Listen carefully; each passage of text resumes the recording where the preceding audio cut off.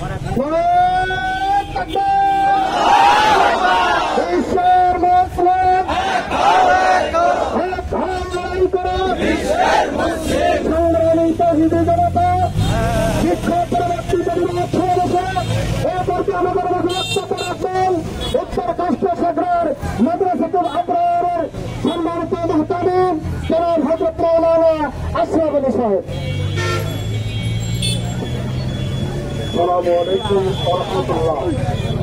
সম্মানিত উপস্থিতি, আজকের যে সন্ধিক্ষণে আমরা উপস্থিত হয়েছে, আমরা জিহাদ ঘোষণা করতে পারি, জিল্লাত থেকে জিহাদ ঘোষণা করতে পারে।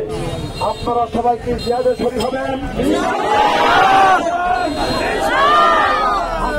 এই মুহূর্তে, এই সময়, এই বাজার, পার্শ্ববর্তী বাজার, দূরবর্তী বাজার, সকল বাজারে সকল ইসরায়েলি পণ্যকে ঢুকে ফেলে দেওয়া লাগছে।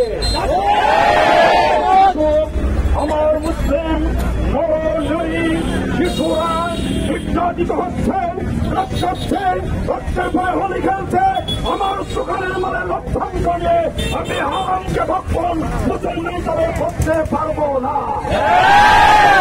এই দিকেও প্রতিজ্ঞা নিয়ে আজকে সকল সরকার যুবক ভাইদেরকে বলবো, অভিযান চালাতে হবে। বাংলাতে সরকার হলে তার মূল্য যে তাকে হিদা ঘুরে ফেলে দিতে হবে।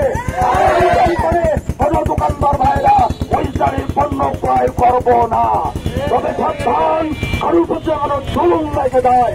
আমি সকল ভাইদেরকে আহ্বান করবো, বলবৎসপর কালটা অর্থনৈতিক ভাবে ইসরায়েলকে ভঙ্গ করতে হবে। এর বিকল্প আর কোনো আমাদের হাতে জিহাদ বা কোনো কর্মসূচি নাই।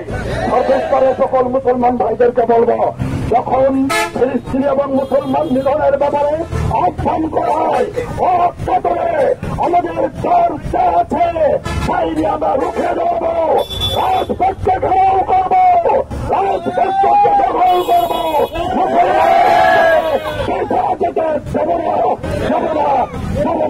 আসসালামু আলাইকুম।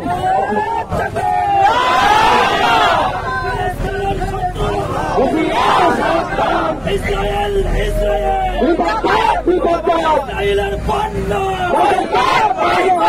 করব করতে হবে। নেতানিয়াহুর দুই গালে,